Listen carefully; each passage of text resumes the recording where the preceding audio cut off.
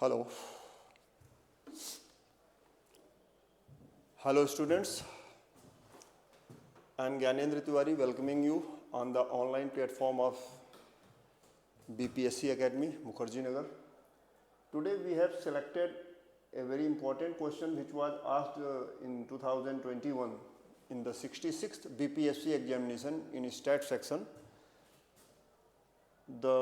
Our prime objective is to prepare ourselves for this upcoming 70th BPSC examination. So we are right now continuing a series of solving previous year questions related to data interpretation, that is the DI section popularly known as. So friends, today we are assembled here to discuss this specific section by selecting one specific question that deals with Cartesian graph. तो आज हम लोग 70वीं BPSC की तैयारी के क्रम में पुनः इकट्ठा हुए हैं बीपीएससी एकेडमी मुखर्जी नगर दिल्ली के ऑनलाइन प्लेटफॉर्म पर, और हमने एक क्वेश्चन सेलेक्ट किया हुआ है जो कि वर्ष 2021 में 66वीं बीपीएससी में मुख्य परीक्षा में पूछा गया था। तो क्वेश्चन क्या है, चलिए देखते हैं बिना समय नुकसान किए हुए। कह रहे हैं कि the following line graph gives the percent profit earned by two companies X and Y during the period 1996-2001। निम्न जो लाइन ग्राफ है वो इस चीज़ को बता रहा है कि कंपनियां हैं दो एक्स और वाई वर्ष 2096 से वर्ष 2001 तक, यानी कि लगभग 6 साल का इसमें विवरण दिया गया है कंपनियों का। क्या दिया गया है बेटा? प्रतिशत लाभ का आंकड़ा दिया गया है। कह रहे हैं कि study the line graph and answer the questions that are based on it. Line graph को पढ़िए और फिर बताइए कि इसमें जो है क्वेश्चन जो पूछे गए हैं उसको आप बताइए। जरा आगे समझा जाए इसमें क्या दिया गया है। तो इसमें कह रहे हैं कि percentage profit earned by two companies X and Y over the given years. Data दिया गया है कि कंपनी एक्स और वाई के द्वारा वर्ष दर वर्ष प्रतिशत लाभ जो आया है वो इस आंकड़े के रूप में दिखाया गया है। यहाँ पर एक लाइन ग्राफ है, ये बेटा एक्स एक्सिस मान लीजिए, ये ओरिजिन मान सकते हो, ये वाई एक्सिस है। तो यहाँ पर नीचे वर्ष दिया गया है, वर्ष 1996, फिर आगे 97 लिख दिया हूँ, 98 क्योंकि जगह नहीं रहती है कि उसको 1998 पूरा लिखें। तो 96, 97, 98, 99, 2000, 2001, ओके 2001। आगे बेटा एक्स एक्सिस पे जो वाई एक्सिस पे दिया गया है परसेंटेज प्रॉफिट दिया गया है। अगर आपने लाभ और हानि, यहाँ पर ध्यान से देखिए, जो येलो लाइन है कंपनी एक्स के लिए आती है वाइट पॉइंट के साथ, और ये जो रेड लाइन है जिस पर एक रेक्टेंगल बना है फिरोजी कलर का, वो आपका कंपनी वाई के बारे में बताता है। एग्जामिनर ने आपको एक चीज़ भी बता दिया है कि परसेंटेज प्रॉफिट की बात करते हो या परसेंटेज लॉस की बात करते हो, then we will use this format, income minus expenditure upon expenditure into 100। जैसे प्रतिशत लाभ के चैप्टर में, लाभ और हानि के चैप्टर में आपने पढ़ा था, प्रतिशत लाभ या हानि बराबर ऊपर लिखते थे इनकम माइनस, वहाँ लिखते थे विक्रय मूल्य ऋण क्रय मूल्य। तो जो स्थान बेटा वहाँ विक्रय मूल्य का होता है प्रतिशत लाभ हानि में, वही वैल्यू यहाँ पर इनकम की होती है। इनकम आय का मतलब होता है कि यही आपका विक्रय मूल्य है, और एक्सपेंडिचर जो होता है वो जो आपने खर्च किया है, आप ये मान के चलिएगा, ठीक है, उसी का एक हिस्सा होता है। इनकम एक हिस्सा होता, एक्सपेंडिचर इनकम का ही एक पार्ट होता है। इस चीज़ को ध्यान में रखिएगा। तो बेसिकली ये selling price minus cost price upon cost price into 100 है, ऐसा मान के चलना, ठीक है। अब आइए आप देखिए, यहाँ पर 1996 में जैसे दिखाया है येलो लाइन में 40 लिखा है, इसका मतलब कंपनी 1996 में 40% लाभ अर्जित करती है, 40% लाभ अर्जित करती है।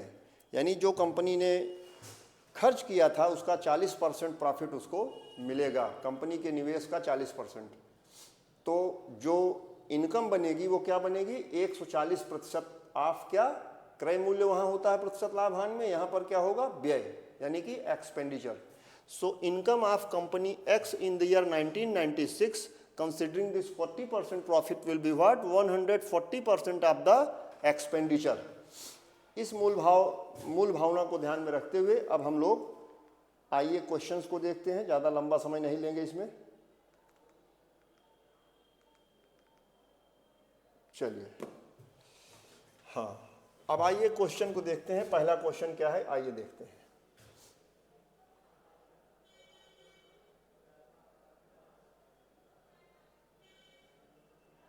If the expenditure of company Y in 1997 was rupees 220 crores, अगर कंपनी Y का, हाँ, अगर कंपनी Y का एक्सपेंडिचर ईयर 2020 में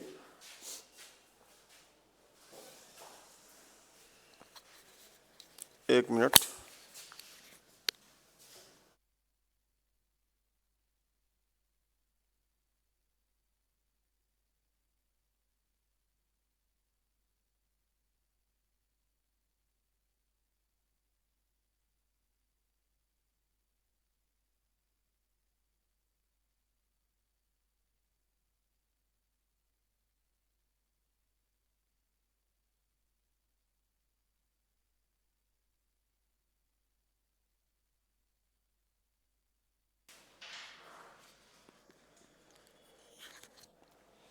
चलिए, क्वेश्चन ये है कि if the expenditure of company Y in 1997 was rupees 220 crores, what was its income in 1997।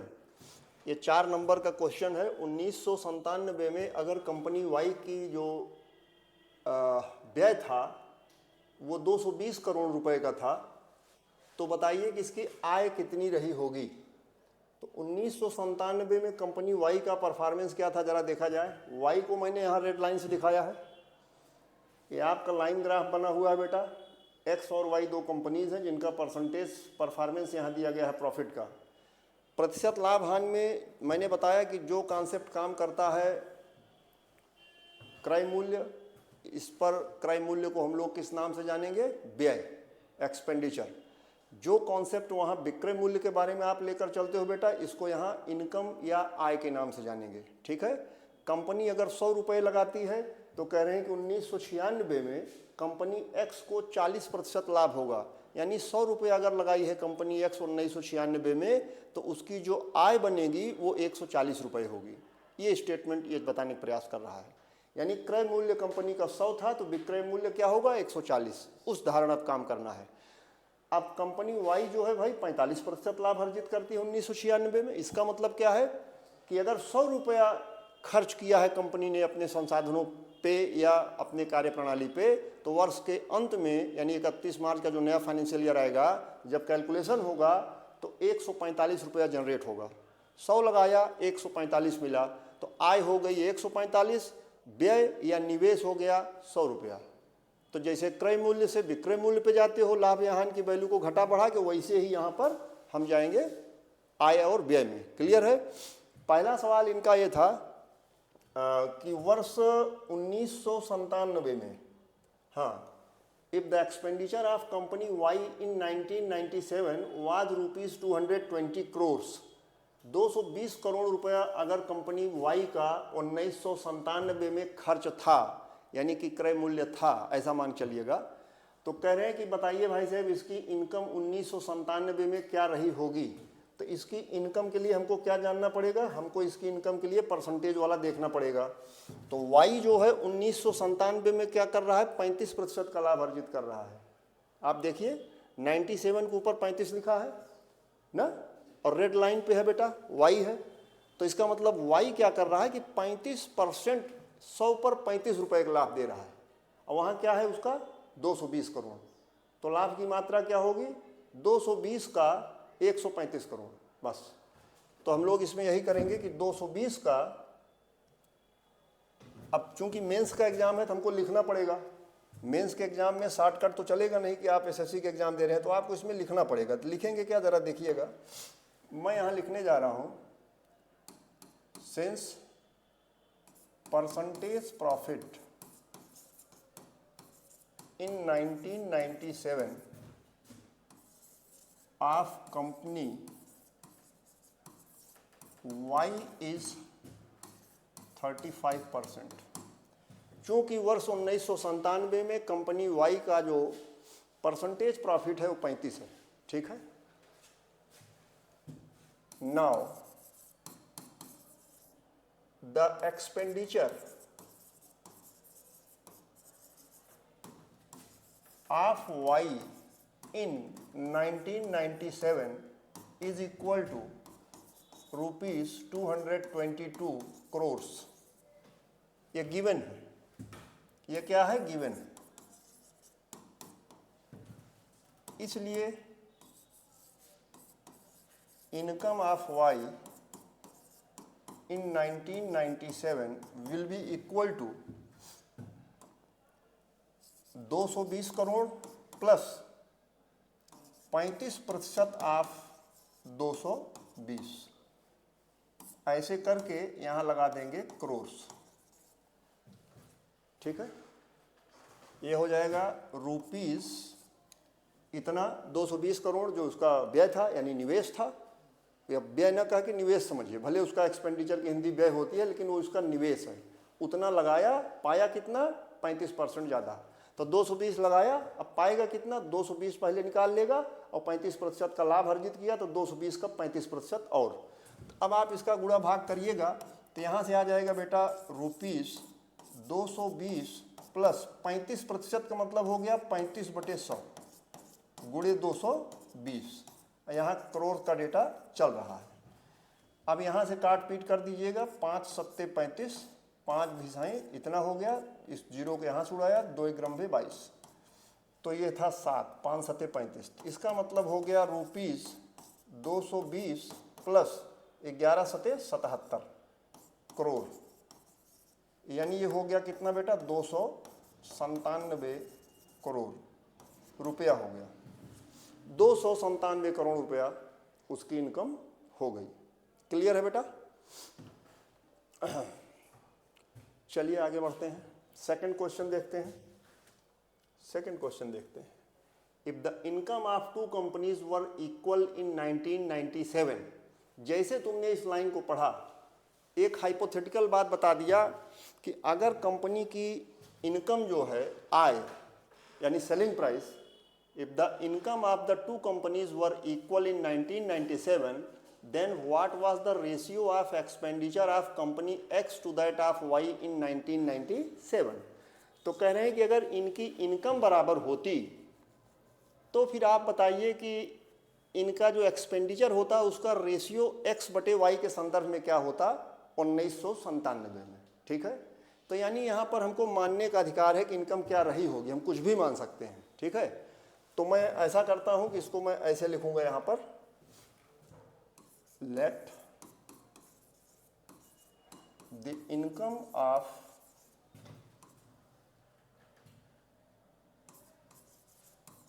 Company X is equal to rupees X. X रुपये था, एक्स रुपया उसकी इनकम थी। Then the income of company Y is rupees X, given that both of the two are same। इतना लिखना पड़ेगा mains में, कोई भी लाइन छोड़ नहीं सकते हैं, ठीक है। वन डे एग्जाम वाला सिस्टम नहीं कि ऑब्जेक्टिव टाइप है, रंग के निकल जाना है, यहाँ पे लिखना पड़ेगा, नहीं नंबर स्टेप वाइज मार्किंग में काट लेगा। तो इसमें आप इन्हें सोचिए बहुत लंबा खींच रहे हैं, सवाल तो एक लाइन का है लेकिन उसको बिना लंबा लिखे 8 नंबर इसे ले लोगे, एक लाइन में 8 नंबर देगा, बताइए, कतई नहीं देगा ना। तो 8 नंबर का मतलब ये देखना चाहता है कि सिस्टम में हो कि सिस्टम के बाहर हो, ठीक है। तो मैंने कहा कि ये तो इनकम हो गई, आपने मान लिया X रुपये जो है, दूसरा वाला x थोड़ा गलत लिख दिया हूँ, मुझे x दोनों का रुपीज़ x ही लिखना चाहिए था, यहाँ पे लिखना पड़ेगा रुपीज़ x, ठीक है। अब ये कह रहे हैं कि अब जरा आप चार्ट खोल के देखिए कि ये जो इनकम है ये कब हुई है, यानी कि कितने प्रतिशत लाभ लेने के बाद ये x रुपये मिला है। व्यय तो अलग अलग रहा होगा कंपनियों का, क्योंकि वो कह रहा है कि भाई साहब इनकम बराबर है, व्यय के बारे में कुछ नहीं बोल रहा है। तो हम लोग वापस जाते हैं वहाँ पर और ज़रा चार्ट में देखते हैं कि कौन सा डेटा है 1997 इनकम है बराबर। तो 1997 में ज़रा चेक करिए क्या मैटर बना है यहाँ पर। 1997 का आंकड़ा ये है, ठीक है भाई, ये है 97 के ऊपर कंपनी एक्स कमा रही है 45%, वाई कमा रही है 35%, ठीक है। तो 45 और 35 इसको याद रखना है। चलिए, चूंकि company X and Y earn 45% and 35%, check कर ले नहीं तो सब गड़बड़ हो जाएगा। हाँ भाई, 97 में 45 से 35, ठीक, 45 और 35। आइए, 45% and 35% profit, therefore their respective expenditures,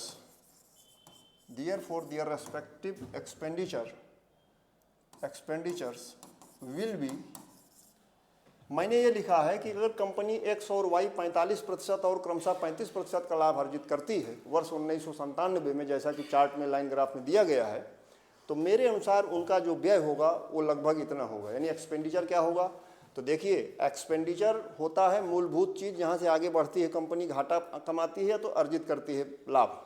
व्यवसाय के पीछे मुख्य मकसद होता है लाभ अर्जित करना, लेकिन परिस्थिति और कारणों की वजह से कभी कभार नुकसान भी होता है। तो हमको आपको ये सोचना है कि बेस में कोई भी आंकड़ा हो अपने आप में 100% होता है, 100%। तो बेटा जो व्यय था कंपनी एक्स का वो भी अपने आप में 100% का आंकड़ा होता है, कंपनी वाई का जो था वो भी अपने आप में 100% होता है। अब कंपनी एक्स ने अगर भाई 45% का लाभ अर्जित किया तो उसका जो इनकम होगा वो 145% आप 100% होगा, है। अब दोनों का 100% एक भी हो सकता है, अलग भी हो सकता है, इसमें कोई डाउट मत रखिएगा, ठीक है। लेकिन बुद्धि लगाइए कि एक का 45% जोड़ रहे हो उसी में, अब दूसरे का केवल 35 जोड़ रहे हो तब भी बराबर हो जा रहा है। तो इसका मतलब जिसका 35% जोड़ दिए वो दूसरे के 45 के बराबर है, तो भारी चीज कौन है, वाई। वाई का निवेश ज़्यादा था, प्रॉफिट कम था, तो जिससे उसका 35% इतना बड़ा अमाउंट हो जा रहा है कि उसका 45 लेना पड़ रहा है। बात समझिएगा, ज़्यादा फायदे में कौन कंपनी है, पहली वाली। अब भाई उसका 45 दिख भी तो रहा है, 35 से बड़ा होता है, अपने जितना निवेश करी थी उससे ज़्यादा प्रॉफिट अर्न कर लिए, समझ गए। तुलनात्मक रूप देखिए, तो their respective expenditures will be what, तो यहाँ पर रूल ऑफ फ्रैक्शन को रिवर्स मैनर में लगाएंगे। हमको 100% का आंकड़ा प्राप्त करना है और यहाँ दिया गया है आंकड़ा 145 और 135% का, ठीक है। तो मैं यहाँ लिखूंगा 100/145 क्या है, एक्स एंड 100/135 एक्स, ये होगा, विल बी दिस मच। नहीं, वाई नहीं लिखेंगे, एक्स तो मैंने माना था ना उनका जो इनकम था, इनकम अपने आप में 135% का आंकड़ा था। तो एक एक नियम क्या चल रहा है यहाँ कि इनकम जो उसका खर्चा था एक्सपेंडिचर, उसके 145% का मान है एक्स। बात समझ रहे हैं, यानी 100% तो खर्चा था प्लस 45% मोर। तो परसेंटेज चैप्टर हमने पढ़ाया है, अगर आप लोग देखेंगे बाद में तो पता लग जाएगा कि ये रूल ऑफ फ्रैक्शन को डायरेक्ट लिखा गया है कि 145% का मान है x, तो 1% का मान होगा x/145। चूंकि खर्चा अपने आप में 100% होता है, इसलिए 100 का मान होगा 100/145x। ये इसका गणितीय व्याख्या है। तो 100x/145 है, ठीक है। And this much. अब उसने क्या पूछा है, what is the ratio of expenditure of company X to that of Y. तो यहां मैं लिख रहा हूं required ratio will be what, X और वाई का बताना है दोनों का, तो 100/145 एक्स अनुपात दूसरे में आ जाएगा 100x/135। इन्हीं दोनों का रेशियो चाहिए। रेशियो में समान संख्या से गुणा भाग अलाउड है। तो अगले लाइन में 100x गायब हो जाएगा, 135 इधर आ जाएगा, 145 उधर। तो इसको मैं डायरेक्ट लिख दे रहा हूं ये डायरेक्ट लिख दे रहा हूँ कि 135 रेशियो 145। इसको काटा पीटी करोगे तो कटेगा किससे भाई, तो 5 से काट दीजिए, 5 दूना 10, 27 हो गया, 5 दूना 10, 4, तो 5 9 45, 27 रेशियो 29। ये आपका रिक्वायर्ड आंसर है। अब चलिए हम लोग आगे बढ़ते हैं, ठीक है। अगला क्वेश्चन देखते हैं, 8 नंबर ही है ये भी। The income of the companies X and Y in 2000 were in the ratio of 3:4 respectively. What was the respective ratio of their expenditures in 2000? तो इसमें भी चूंकि जब उसने कह दिया कि x और y की आय 2000 में 3:4 थी, तो हम पहले इसी को मान लेते हैं, बार बार पीछे जाकर देखने से कुछ होगा नहीं, क्योंकि वहाँ खाली परसेंटेज प्रॉफिट लिखा गया है, तो उस ग्राफ को देखने का क्या मतलब है, जो भी था परसेंटेज प्रॉफिट ले लिया जाएगा बाद में। पहले इसको समझ नष्ट न करते हुए, the income of companies X and why were this much, what was the respective ratio of their expenditures. इसमें भी रेस्पेक्टिव रेशियो ऑफ एक्सपेंडिचर पूछ रहा है, तो हम लोग यहाँ पर लिखते हैं let the income of X and Y be, कितना 3:4 है, तो मान लेते हैं ₹3A एंड 4A रेस्पेक्टिवली, ऐसा मान लेंगे रेस्पेक्टिवली। 3A और 4A रुपए इसकी इनकम थी। अब ये इनकम कैसे जनरेट हुई है, कह रहे हैं कि what was the respective ratio of expenditure. हमको आपको जरा देखना पड़ेगा कि वर्ष 2000 में किसने कितना अर्न किया था परसेंटेज प्रॉफिट। तो वर्ष 2000 कहाँ गया आपका, ये वाला फिगर है, ये वाला। तो इसमें 65% एक्स ने किया है, 50% वाई ने किया है, तो 65 और 50, चलिए 65 और 50। तो यहाँ लिखना पड़ेगा since respective percentage profit of X and Y in 2000 were 65% and 50%, ठीक है ना। ये लगभग क्रमशः अर्जित लाभ था, 65 और 50%। हमको रेशियो लेना है, तो अब हम करेंगे नाउ दियर रेस्पेक्टिव एक्सपेंडिचर्स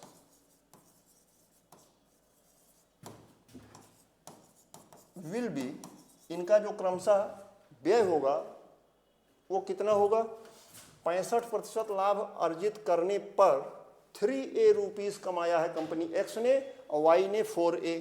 तो इसका मतलब ये 165% का आंकड़ा है व्यय का, और दूसर का 150% आंकड़ा है। हमको 165 150 का मान 3A और 4A दिया गया है, 100 का मान निकालना है। तो फिर क्या करेंगे, 100 बटे 165 गुणे 3A, ये हो गया पहले का, ठीक है ना, एंड दूसर का हो जाएगा 100 बटे 150 गुणे 4A, ये हो जाएगा। अब इसको आप काटना चाहो तो 5 का 33 गुना होता है 165, 5 का 20 गुना होता है 100, 50 तिहाई 150, 50 दूना 100, बस यहीं पर रुक जाइए। और कुछ कटेगा, हाँ ये जो है ए जो है ए से कट जाएगा, और 4 दूना 8, एक बार लिख लेता हूँ यहाँ पर, ये आ रहा है 20 बटे 33 रेशियो 8 बटे 3, 11 से, तो पहले 4 से भाग कर दीजिए, तो ये हो गया 5 बटे 33, ये हो गया 2 बटे 3। अब आप 33 से गुणा कर दीजिए, तो यहाँ हो गया 5:22। हमको लगता है कुछ कैलकुलेशन में एरर हुई है क्या, आंसर जरा मैं देखता हूँ इसका क्या है। आप लोग भी जरा लगाइएगा इसको, तो 15:22 आ रहा है आंसर। 15:22, कुछ यार गलत कर दिए गुणा भाग में क्या, 5 से काटा तो 20 बार गया, 33 पंचे 165, 20 बटे 33 सही है। यहाँ क्या आ गया, 50 दूना 100, 50 तिया 150, तो 8A बटे 3 है बेटा। अच्छा हाँ 60 बटे 33 है, समझ बहुत अच्छे ये गुरु, हाँ ठीक है ठीक ठीक। तो यहाँ पर जरा इसको मैं फिर से कर देता हूँ, क्योंकि जब रेशियो मैंने इतना देखा तो मैंने कहा इतना अंतर तो नहीं है डेटा के हिसाब से, भाई क्या हो गया, गणित है भाई, ध्यान हटा नहीं, घटना हुई। तो 20 तिहाई 60, बेटा यहाँ पर आ रहा है 60/33, ठीक है, रेशियो 8/3, ठीक है, 4 मैं 3/4 से गुणा कर दे रहा हूँ, 33/4 से गुणा कर रहा हूँ रेशियो में, 33/4 यहाँ गुणा कर रहा हूँ, 33/4 के यहाँ। जब यहाँ 33 पहुँचेगा 33 को उड़ा देगा, बटे 4 में 15 आ जाएगा, तो यहाँ पर हो जाएगा 15, और यहाँ जब 33/4 जाएगा तो ऊपर 2 छोड़ेगा, 33 की वजह से 11 आ जाएगा, तो 11 दूना 22। ये हमारा बेटा आंसर होगा 15:22। क्लियर है? ये बेटा क्वेश्चन था आपका 66वीं बीपीएससी वर्ष 2021, 36 नंबर का शायद था सवाल। चलिए आगे बढ़ते हैं। डीआई में कैलकुलेशन थोड़ा सा ध्यान देना चाहिए, जरा नेतागिरी की तो गड़बड़ हो जाएगा, गुड़ा भागे सब खेल है, ठीक है। चलिए, कह रहे हैं the expenditures of companies X and Y 96 were equal, ठीक है, and the total income of the two companies in 96 was ₹342 crores. What was the total profit of the two companies together in 1996? ठीक है, तो भाई देखो, मैं पहला जो गणित जो साहित्यिक भाषा में लिखा गया है उसको गणित में बदल देता हूँ, तो रास्ता पता लग जाता है कैसे लगाना है सवाल। पहली लाइन बोल रहा है the expenditures of companies X and Y 96 were equal, तो मैं यहाँ लिख रहा हूँ let the expenditure of X and Y be, यहाँ लिख रहा हूँ the same rupees X, small X, मान लिया स्मॉल एक्स रुपीज लग रहा है, 10 मिनट और रुक जाइए बस, ठीक है। तो रुपीज एक्स जो है इसका बेटा अपना क्या था, एक्सपेंडिचर, उसने कह रहा है ना बराबर है, तो मैंने मान लिया एक्स रुपीज था, the expenditure of companies x, ठीक है। इनकम इनका मिलाकर 342 करोड़ था, तो मैं यहाँ लिखूंगा therefore then the income of X in 1996 is equal to, यहाँ लिखूंगा and the income of Y in 1996 is equal to. अब एक्स और वाई की इनकम क्या होगी, वही परसेंटेज प्रॉफिट पता लग जाए 1996 में क्या था, तो परसेंटेज प्रॉफिट 1996 में ये आ गया, ये था बेटा 40% था एक्स का, वाई का 45, याद रखिएगा 40 और 45, ठीक है, 40 और 45, अगर इधर उधर हो जाएगा तो फिर लगाते रहेंगे हम लोग ऐसे। चल भाई, तो द इनकम ऑफ एक्स क्या होगा, तो आपने कहा 140% of expenditure that is x, तो यहाँ क्या हो जाएगा 140/100, यानी कि 140/100 एक्स, ठीक है ना, तो 7/5 एक्स, रुपए में है, जाहिर सी बात है, आंकड़ा कितने में है, रुपए में, ठीक है। Now the in same way क्या बोले थे, 40 और 45, 45%, ओके। अब मैं मान के लगा रहा हूँ, गलत होगा चेक कर लीजिएगा आप लोग, उसी हिसाब से बना दीजिएगा। तो यहाँ मैं लिखूंगा 145% ऑफ एक्स, यानी कि 145/100 एक्स, तो भाई यहाँ काट दीजिए 5 से, यहाँ आ जाएगा 29, 5 दूना 10, 4 14, 5 9 45, 29/20 एक्स, 29/20 एक्स, ठीक है ना। चलो अब क्या पूछ रहे हैं, हाँ, तो ये इसका योग जो है कितना है, 342 करोड़, तो लिखा है चूंकि पूरे इनकम का जो योगदान है वो 342 करोड़ बेटा, यानी कि 29/20 एक्स करता हूं तो इसी का मान है 342 करोड़, ये गिवन है, दिया गया है 342 करोड़ के बराबर। तो मैं दोनों पक्षों में 20 से गुणा कर देता हूं, तो 4 ऊपर जाएगा, 28x प्लस 29x बराबर 342 गुणे 20, तो 28 29 कितना होता है, 57, तो x का मान हो जाएगा, यहाँ मैं लिख रहा हूँ 57x बराबर 342 गुणे 20। अब ध्यान से देखो, 57 का कनेक्शन 342 से कितने का है, 6 गुने का है, ये 6 गुना है, तो उत्तर कितना आएगा, इसलिए x बराबर 342। अब आदत पड़ गई है ना फास्ट लगाने का, लेकिन नंबर कट जाएगा, पूरा इसे लिखना पड़ेगा सिस्टम से, बटे 57, अब इसको डायरेक्ट उड़ा देना, 6 बार जाएगा तो उत्तर आएगा 120 करोड़ रुपए। 120 करोड़ रुपए आंसर आ गया। ठीक है भाई, हाँ 120 करोड़ उत्तर आ गया और ये आपका उत्तर सही है। अब आइए फट से अगला देख लेते हैं भाई।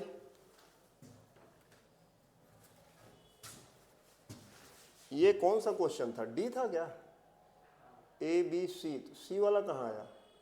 सी वाला ये है, और बी भी हो गया, ए भी हो गया। तो एक मिनट,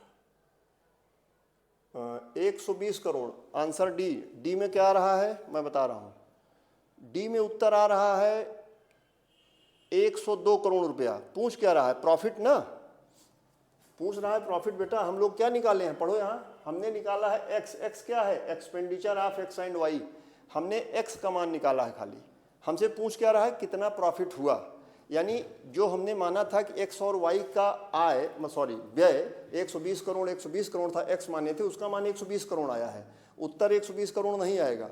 उत्तर हमको देना है कि दोनों का ज्वाइंट प्रॉफिट क्या होगा। सवाल पढ़िए, what was the total profit of the two companies. तो मैं इंक का कलर बदल दे रहा हूं जिससे पता लगे। ठीक है बेटा, तो मैं यहां लिख दे रहा हूं टोटल प्रॉफिट।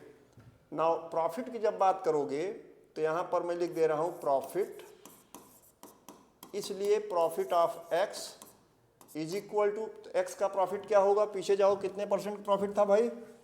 एक्स कहाँ गया, ये है 40% प्रॉफिट था ना। हाँ, तो 120 का 40%, तो यहाँ लिखना पड़ेगा बेटा 120 का 40%। 40% माने 2/5, यानी 48 करोड़ रुपया। 48 करोड़ रुपया, ठीक है। और profit of Y, profit of Y, company Y का प्रॉफिट क्या होगा? तो 120 करोड़ व्यय था, खर्चा था, और 45% इसका हमको निकालना है बेटा। तो 45/100, यानी ये जीरो यहाँ छुड़ा दिया। 5 9 45, 5 दूना 10, 2 छंग 12, यानी 54 करोड़ रुपया। ठीक है, 54 करोड़ रुपया। इसलिए टोटल प्रॉफिट, तो आपने कहा सर 48 धन 54, यानी कि 102 करोड़। अब उत्तर सही हो गया भाई साहब, 102 करोड़ उत्तर सही है। ठीक है, अब आइए अंतिम सवाल की ओर चलते हैं। देखो मैं समझा भी रहा हूँ इसलिए समय ज़्यादा लग रहा है मुझे। अगर लिखना होगा तो मैं इतना समय नहीं लूँगा, आप भी जानते हो। ठीक है, मेरा मतलब यह है कि आपको मैं एक्सप्लेन भी करता चलूँ। ठीक बेटा, अंतिम सवाल है, the expenditure of the company X in 1998 was ₹200 crore, okay, and the income of the company Y in 1998 was the same as its expenditure in 2001। अच्छा, find the income of company X in 2001।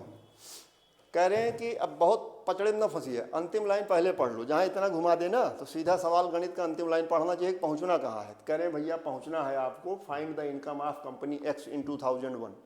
2001 में company x की आय क्या थी भाई साहब, यही बता दीजिए। तुरंत बुद्धि आपकी काम करेगी कि यार हमको जो ग्राफ दिया गया है उस ग्राफ में तो केवल प्रतिशत लाभ की चर्चा की गई है कंपनियों के द्वारा वर्ष 96 से वर्ष 2001 तक। तो merely on the basis of the informations provided there, what we could do, maximum to maximum we can calculate the income if we are given their respective expenditures। अगर व्यय दिया गया है तो इनकम निकाल लेंगे, क्योंकि प्रतिशत वैल्यू हमको लाभ की पता है। ठीक है बेटा, तो इसने कहा वर्ष 2001 में इनकम बताओ कंपनी एक्स का, तो हमको लिखना पड़ेगा। अब यहाँ पर मैं लिखने जा रहा हूँ, since the income of x in 2001 is equal to expenditure of x in 2001 plus कै प्रतिशत लाभ था 2001 में। जरा कंपनी एक्स का देख लिया जाए भाई ग्राफ अंतिम बार। 2001 में इसका प्रॉफिट क्या था कंपनी एक्स का, ये है 50% था, यही आंकड़ा है। ठीक है, और जरा 98 कुछ चर्चा कर रहा था, पता नहीं किसको भिड़ाएगा वहाँ पे, तो 50% इसका लाभ है एक्स का। चलो ठीक है, तो मुझे यहाँ लिखना पड़ेगा कि 50% उसमें जोड़ना पड़ेगा, plus 50% of expenditure in 2001 of x, यही होगा। कंपनी एक्स का 2001 में जो आय होगा, इनकम होगा, वो पहले तो व्यय के बराबर प्लस 50% और, क्योंकि 50% का लाभ अर्जित किया है। अब एक्सपेंडिचर एक्स का 2001 में क्या होगा, सवाल को पढ़िए, देखिए क्या कह रहे हैं कि expenditure of company X in 98 was ₹200 crore and the income of the company X in 1998 was the same as expenditure in 2001 of the company X in, ठीक ठीक कह रहे हैं कि 98 में जो एक्स की कमाई थी, यानी कि जो आय थी, वो भाई साहब वही है जो वर्ष 2001 में उसका व्यय है। तो यानी कि 2001 में जो इसका व्यय है वो हकीकत में क्या है, 1998 में एक्स की इनकम। तो मैं यहां लिखने जा रहा हूं बराबर इनकम ऑफ एक्स इन 1998, ठीक है ना, प्लस 1/2 ऑफ एक्सपेंडिचर इन 2001 क्या होगा, इनकम ऑफ एक्स इन 1998, समझ गए ना। अब एक्स की इनकम 1998 में क्या होगी, तो यहां लिखना पड़ेगा 200 करोड़ का, चूंकि 200 करोड़ बोल दिया है ना एक्सपेंडिचर 98 में, इनकम क्या रही होगी, जरा एक बार फिर देखना पड़ेगा यार, ग्राफ देखते हैं भाई। 1998 एक्स की इनकम क्या होगी, 55% लाभ अर्जित कर रहा है, यही तो है बेटा, 55% का लाभ है ना, चेक कर लो, सिधाई में है ना 55%। चल भाई, तो 55% का लाभ अर्जित कर रहा है, चलो 55%, हाँ, तो 200 करोड़ तो हो गया सीधे सीधे, हाँ 200 का 55 यानी कि 200 करोड़ प्लस 1/2 गुणे 55% ऑफ 200 करोड़, 100 दूना 200, 55 दूना 110, 2 से कट गया तो 55 ये आ गया, तो कुल मिला कितना आ गया, 255 आएगा क्या, चेक करना भाई, गुणा भाग चेक कर लेना, जल्दी में हूँ, 255 करोड़ में मान ले रहा हूँ, सही है, ठीक है बेटा, चलो तुम्हारी बात मान ले रहा हूँ, जैसा होगा तो वीडियो में कमेंट वाले करेंगे सब कि सर को गुणे भाग नहीं आता, चलो मुझे नंबर नहीं कटेगा मेरा, 255 करोड़ आ गया भाई। अब तुमसे क्या पूछा था, the income of X in 2001, तो income of X in 2001 answer 465 crore रुपए आ रहा है, ये कैसे गड़बड़ हो गया, ये बताओ। इनकम ऑफ एक्स, यहाँ पर इनकम ऑफ एक्स इन 2001, तो मैंने यहाँ लिख दिया बराबर एक्सपेंडिचर ऑफ एक्स इन 2001, इतना तक सही है। अब एक्सपेंडिचर 2001 में क्या होगा, तो लिख रहा हूँ इनकम ऑफ एक्स इन 1998, यहाँ क्या लिखा है, and the income of the company X in 1998 was the same as its expenditure in 2001।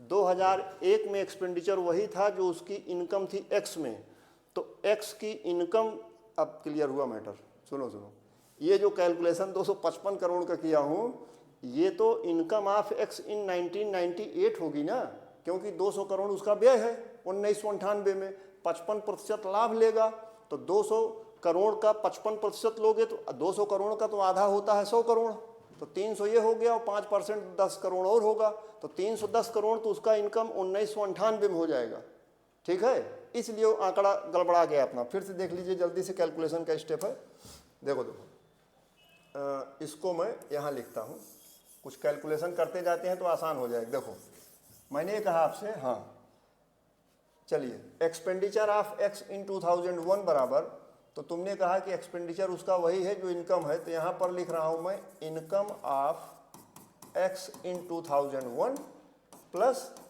50% of income in 2001।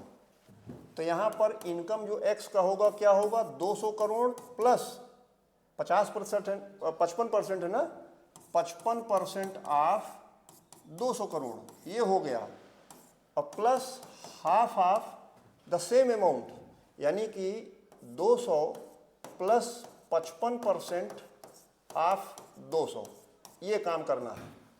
तो यहाँ से हो जाएगा 100 दूना 200, 110, 310 करोड़ ये हो गया।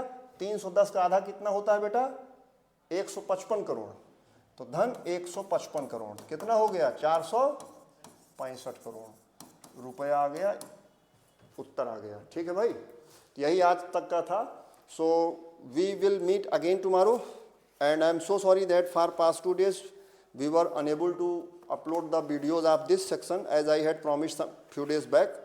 So friends, tomorrow we will meet again with some other questions, and this series will end up when I will solve until the 69th BPSC that was held last year, and by tomorrow we will get it done continuously. So best of luck. Thanks to you all that you gave your precious time. Namaskar.